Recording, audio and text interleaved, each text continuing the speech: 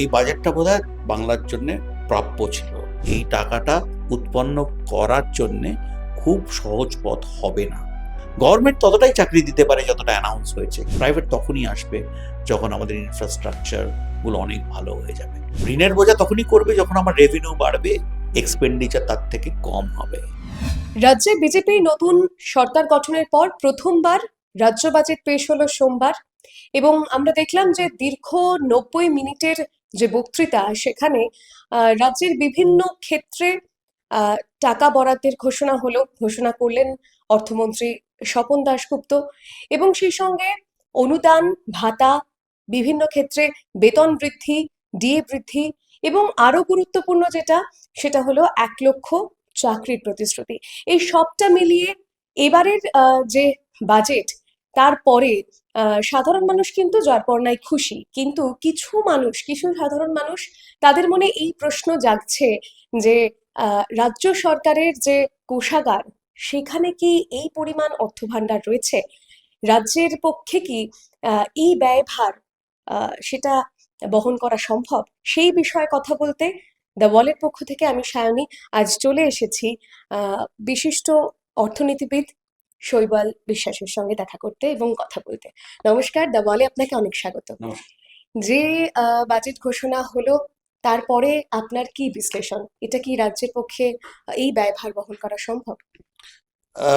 Tough, but প্রথমে বলি বহু বছর বাদে বাংলার একটা বাজেট আমরা ফলো করছি। তো এই বাজেটটা বোধহয় বাংলার জন্য প্রাপ্য ছিল। বাংলার কিন্তু এটা বাজেটটা দরকার ছিল। এটা নিয়ে কোনো সন্দেহ আমাদের মনে রাখার কথা নয়। দ্বিতীয় প্রশ্ন হচ্ছে যে সত্যি তো এতগুলো টাকা আসবে কোত্থেকে? অনেকগুলো জিনিস দেওয়া হয়েছে, ঠিক পথেই দেওয়া হয়েছে, কিন্তু এই টাকাগুলো আসবে কি করে? কারণ অলরেডি আমাদের অনেক টাকার ঋণ কিন্তু বাজারে অলরেডি রয়েছে। আহ, তাই জন্যই আমরা হয়তো বলি ডবল ইঞ্জিন সরকার। সেন্ট্রাল গভর্নমেন্টের বড় সাপোর্ট ছাড়া কিন্তু অ্যাটলিস্ট প্রথম 1-2 বছরে কিন্তু এই টাকাটা উৎপন্ন করার জন্যে খুব সহজ পথ হবে না পশ্চিমবঙ্গ সরকারের জন্য। কিন্তু যদি এই সাপোর্টটা সেন্ট্রাল গভর্নমেন্টের থেকে পাওয়া যায় এবং আমরা পথটাকে যদি মসৃণ করতে পারি এবং ইন্ডাস্ট্রি যেভাবে আমরা প্ল্যান করছি এগিয়ে আসে, প্রাইভেট সেক্টর এবং পাবলিক সেক্টর, তাহলে কিন্তু আমরা আস্তে আস্তে রেভিনিউ উৎপন্ন করতে শুরু করব এবং বেশ কিছুটা ঋণ হয়তো আমরা শোধ করতে পারবো এবং আমরা ঠিক গতিতে কিন্তু এগোতে পারবো। কিন্তু তুমি যদি আমায় বলো যে আজকেই সেটা হয়ে যাবে কিনা, আমার সন্দেহ আছে। কারণ বাজেট ডকুমেন্টেশনে পুরোটা আমি দেখিনি, কিন্তু আমার মনে হয় ট্যাক্স থেকে যেভাবে পেমেন্টগুলো বলা হয়েছে সেইভাবে টাকা কিন্তু ডে ওয়ান থেকে আসা মুশকিল হবে। যে প্রশ্নটা বারবারই মনে যাচ্ছে যে যে বাজেট ঘোষণা হলো এবং সেখানে যে পরিকল্পনা বা যে ব্যয়ের পরিকল্পনা করা হয়েছে সেটা একটা লম্বা তালিকা, কিন্তু সেক্ষেত্রে কি মানে ব্যয়ের যে তালিকা সেখান থেকে কি আয়ের রাস্তাটা তার তুলনায় কম, বা সেই আয়ের রাস্তাটা কি সুগম হওয়ার পথটাই বা কি হতে পারে? দেখো, অনেকগুলো খরচা আছে যেগুলো হচ্ছে ইনফ্রাস্ট্রাকচার রিলেটেড। সেটা ব্যয় করলেই কালকে তার থেকে আয় আসতে শুরু করবে এমন তো নয়। কিন্তু আমি যদি ইনফ্রাস্ট্রাকচার তৈরি না করি তাহলে প্রাইভেট সেক্টর এখানে আসবে কি করে? আসবেই বা কেন?